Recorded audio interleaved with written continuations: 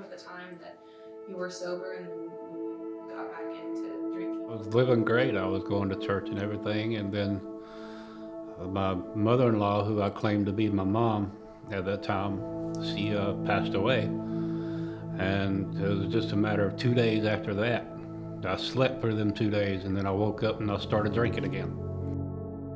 I was going to church still, even smelling like alcohol. And then I remember last time I went to church, I walked up and hugged Benny Tate. That's where I was going. And just something told me in the back of my head, why do you feel worthy to hug this man? The smell of you. Smell of you. So I left church. And I just continued in my mess. And then it was like right up at the last minute, my boss had come up to me and he was like, look, if I find you a place to go and I pay for it, would you be willing to take it? At this point, I was drinking 30 packs. And on that weekend, I drank 4 30 packs by myself.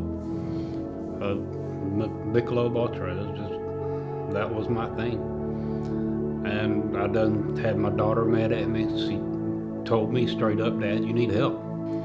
I done lost it. My daughter was my life. That's who I was trying to survive for. I even had this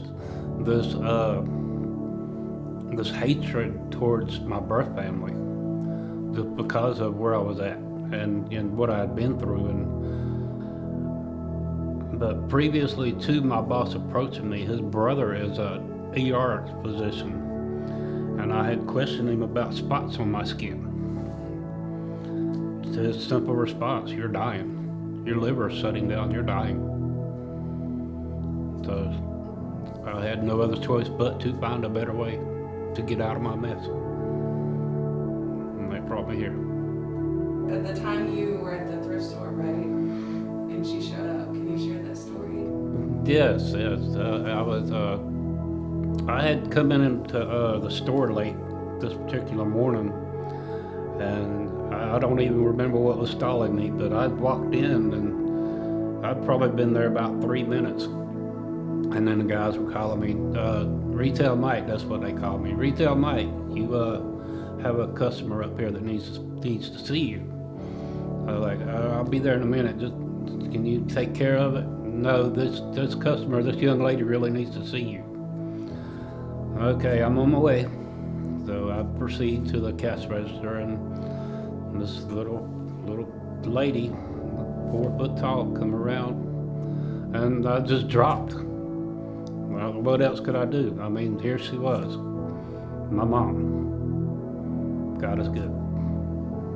My daughter was kind of put in the dark, because when you first come to A Better Way, you got 30 days of no communication. So she was like losing her mind because she couldn't talk to her dad, but then she knew I was in a safe place. And at that time, as weak as I was, I probably would have been distracted and left, but God said, you need to sit where you're at, and I'm here. And she is a whole lot at ease with me being able to survive now and live, and she's ready to get back into church with me. So no, I have never been a leader type. I've always been a follower, and when they offered me leadership, I was nervous at first. I'm not that guy. I'm not the one that's going to help these guys come to Christ or continue in their walk or strengthen them. I just didn't see me there. And then I progressed through leadership, and I'm like, God, what is going on? And then when they said I was separate, okay, God, you know more than I do. And all the guys here, they'd come to me, and it made me feel good. That kind of really pushed me up to the top where, okay, yes, I have been chosen by God for this purpose. I gained back my health, my family, self-respect, self-esteem.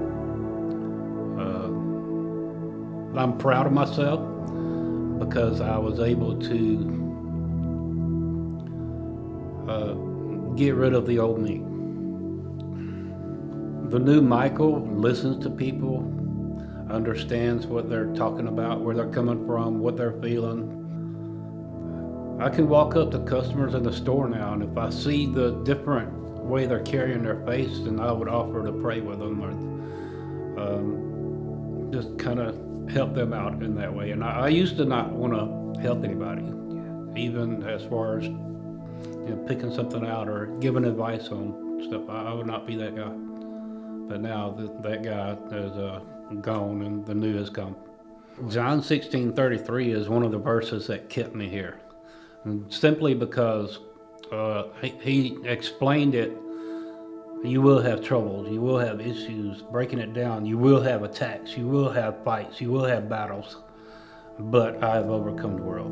And that just puts anybody at ease to know that if you're in his arms, you're in his hands, what you got to worry about?